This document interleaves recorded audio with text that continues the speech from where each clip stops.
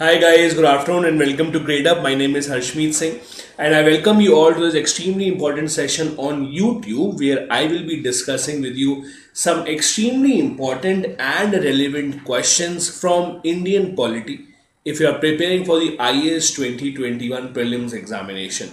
As you know, this Gradeup series is a series in which we are trying to discuss up to 1000 most important questions for the IAS 2021 prelims examination. This is that particular video. This is a part of that series in which different teachers are coming online and discussing with you the different things and different types of questions that can be asked in the prelims examinations. So today I am here with you. My name is Harshmeet Singh. We will be discussing with you 10 questions in all one by one from Indian polity. That's what I teach. And I want you to give the answers to these questions in the chat so that all of us can participate, all of us can see each other's responses, and depending upon the responses, we will see how well are you prepared or how well are you not prepared if there is something lacking in your preparation, and you can revise with the help of these questions. So we are trying to make sure that you revise as much as possible, you cover as many questions as possible. That is what we are trying to do in this particular series. I welcome you all, those who have joined in. Good afternoon once again. If you have joined the session, make sure that you like it, make sure that you subscribe to the YouTube channel of Gradeup IAS, and you invite other friends also to come here and like this particular channel. So without having any more time in between you and the questions, let's start with the questions one by one. The very first question, as you can see on the screen, is which of the following departments or ministries has released the Good Governance Index GGI? As you know, it is an index which ranks the states on the basis of their performance. Hello Mahi, good afternoon. So it ranks the states on the basis of their performance. You have to tell which of the following ministries or departments actually comes out with this particular index, the Good Governance Index. It's a very famous index. It ranks states on the basis of how good their governance has been. Who comes out with this index? Is it the Election Commission of India? Is it the Department of Personnel and Training, the DOPT as you call it? Is it the Law and Justice Ministry? Or is it the Niti Ayog, not the commission, sorry, or is it the Niti Ayog? Which of these comes out with this very famous Good Governance Index? Okay, so the answer to this question is not very difficult. The answer to this question, as I expected many of you to know, is the DOPT. The Department of Personnel and Training comes out with this particular index. Hello Shrikudan. The Department of Personnel and Training comes out with this index. One more thing about DOPT, about this index. This index has been started since the Government of India has also been celebrating the Good Governance Day. Any idea the Good Governance Day is celebrated on the birthday of which personality? Any idea we celebrate the Good Governance Day on whose birthday exactly? On whose birthday do we celebrate the Good Governance Day? Any idea? It has been recently started by the Government of India. Which famous personality's birthday in India is now celebrated as the Good Governance Day? Any idea? The BJP government started this. Okay, so I'll tell you the answer. It is on the birthday of Atal Bihari Vajpayee, the late Indian Prime Minister. It is on the birthday of Atal Bihari Vajpayee. On his birthday, which is on 25th of December, also Christmas Day, on 25th of December, we celebrate the Good Governance Day, which is the birthday of Atal Bihari Vajpayee. So moving ahead to question number 2 for the day.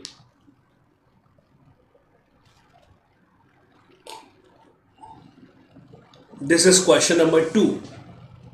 Social justice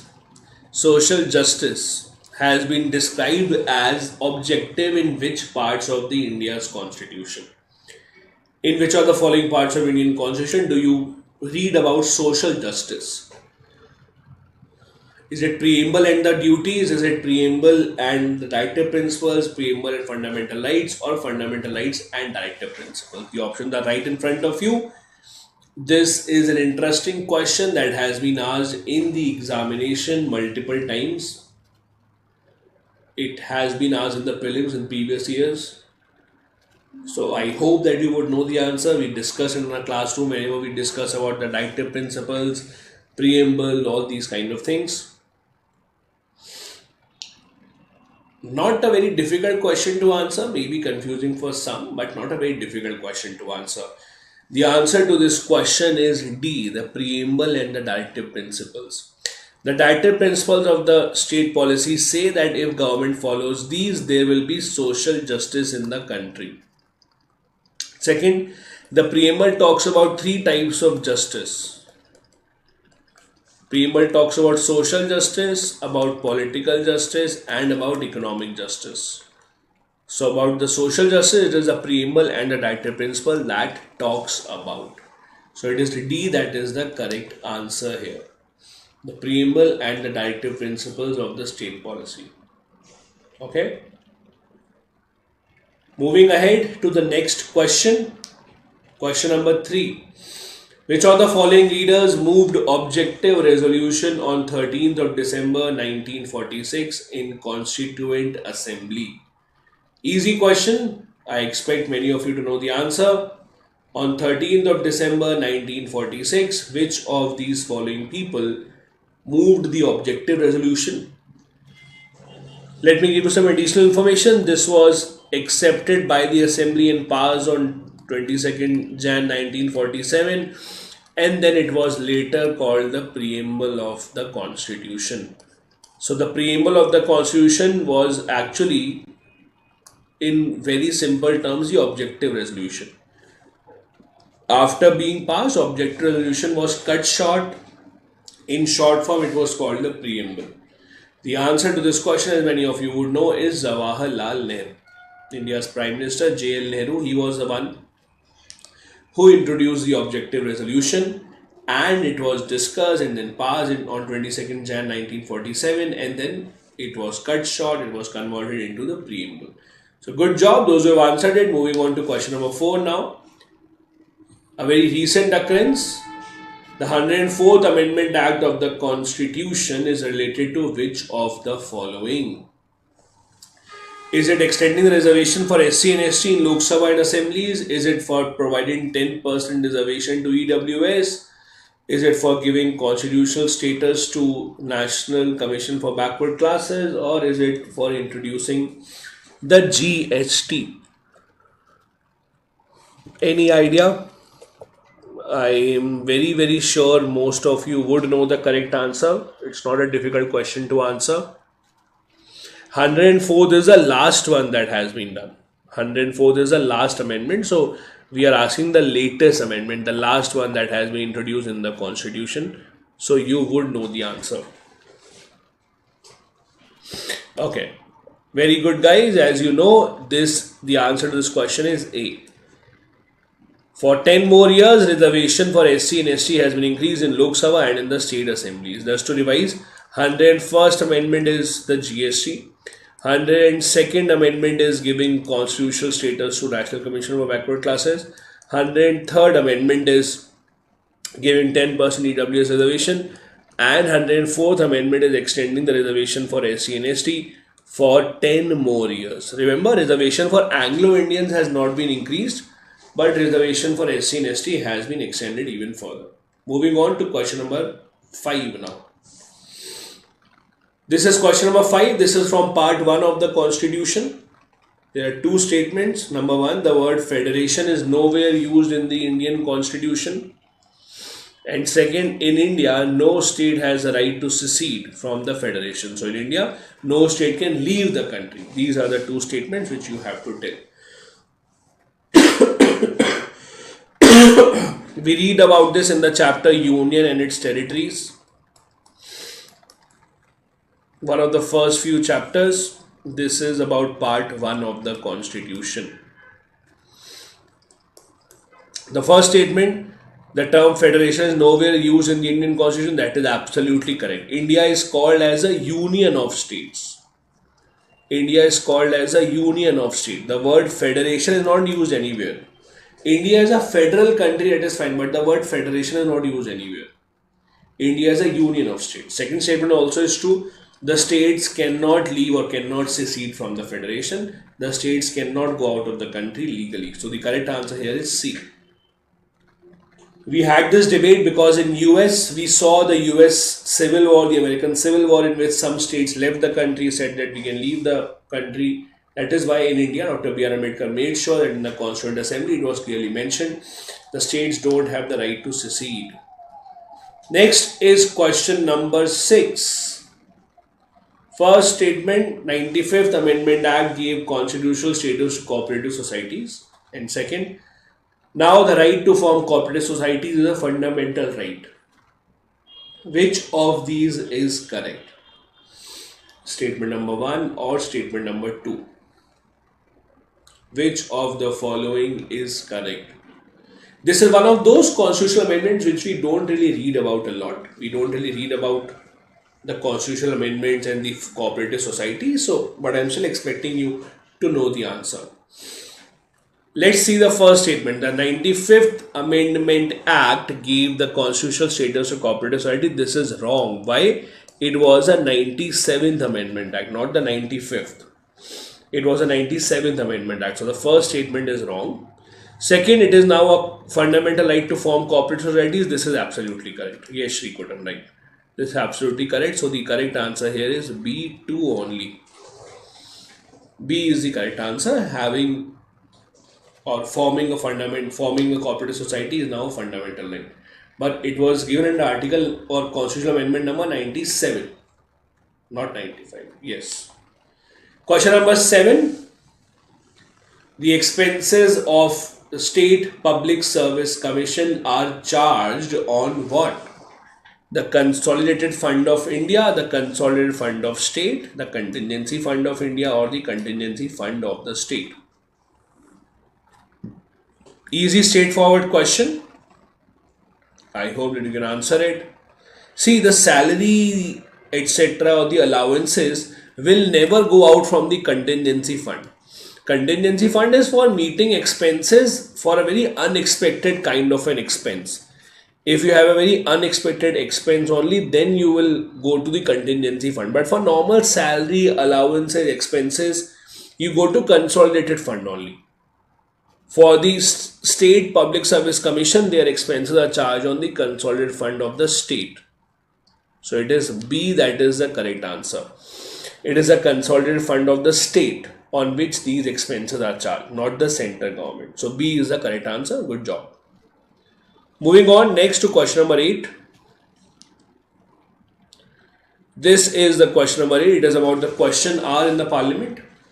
There are different types of questions that are asked in the parliament. Of those questions, you have to tell what are starred questions exactly.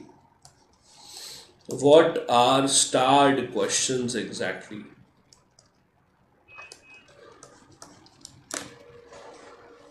There are different types of questions that are asked in the parliament. There are starred questions, there are unstarred questions, and there are short notice questions. So you have to tell what are the starred questions.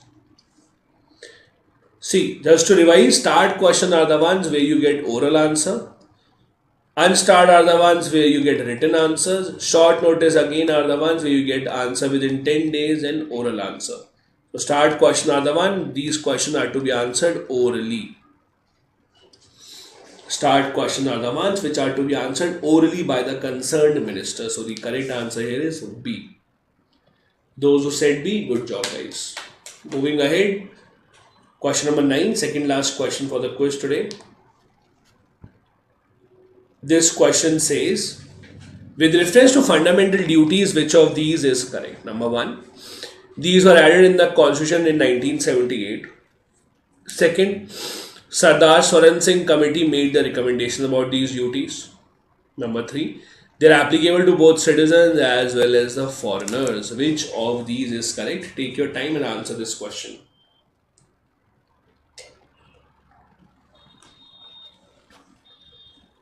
Take your time and answer this question.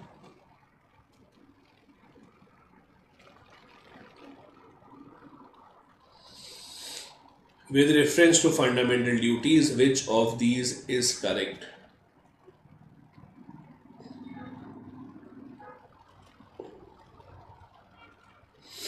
Let's see. Number one, the fundamental duties were added in 1978. This is wrong. They were added by 42nd Constitution Amendment Act 1976 and not 78.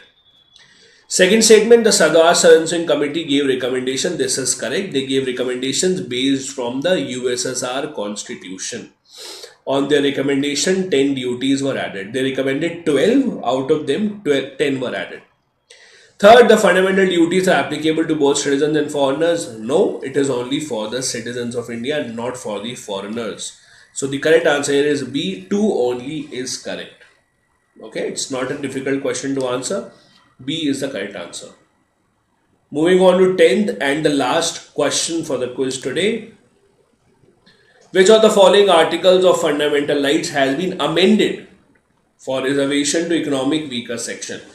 The 10% EWS reservation that has been started very recently by 103rd Constitutional Amendment Act. Which of these articles has been amended due to that? 14 and 16, 19 and 21, 15 and 16, 15 and 21. These are the options that you have available in front of you.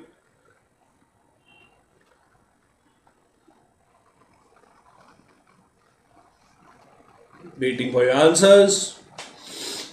Not a difficult question to answer if you have read about fundamental rights. Good job. The answer here is C. Article 15, Article 16 have been amended. Why? Because in the original constitution,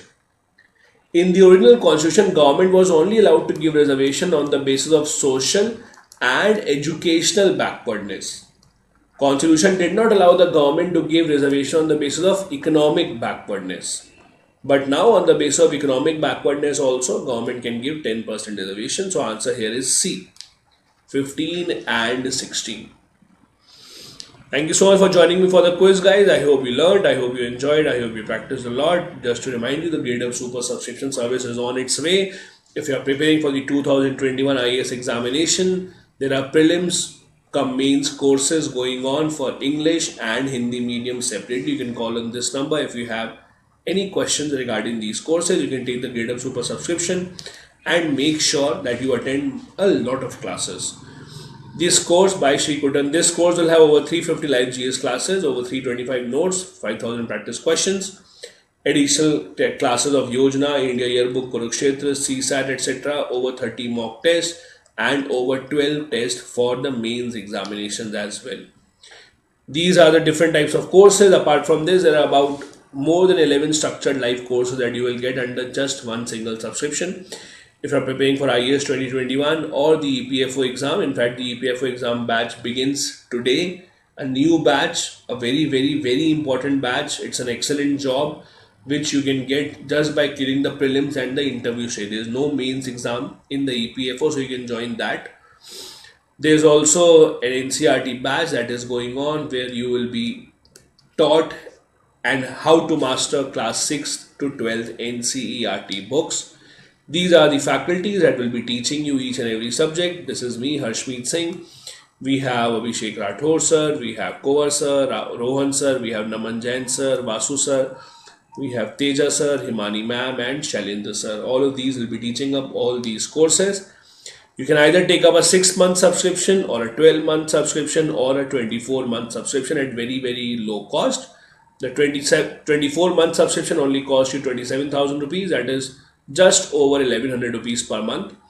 The 12-month subscription costs you only 21,600. 6-month subscription only costs you 15,000 rupees. So it's very affordable. We also have a lot of free classes on the Gradeup app daily. Just download the Gradeup app and enjoy these classes. Every day at 10 AM we have an interactive quiz which I take. We ask and discuss 5 important questions from important magazines like Yojana, Kurukshetra, PIB, etc. Daily at 12 PM we have editorial analysis on the Gradeup app. We also have a free class for EPFO aspirants at 5 PM. From Monday to Friday at 7 p.m. we have a free lecture series where we discuss and cover one important topic every week.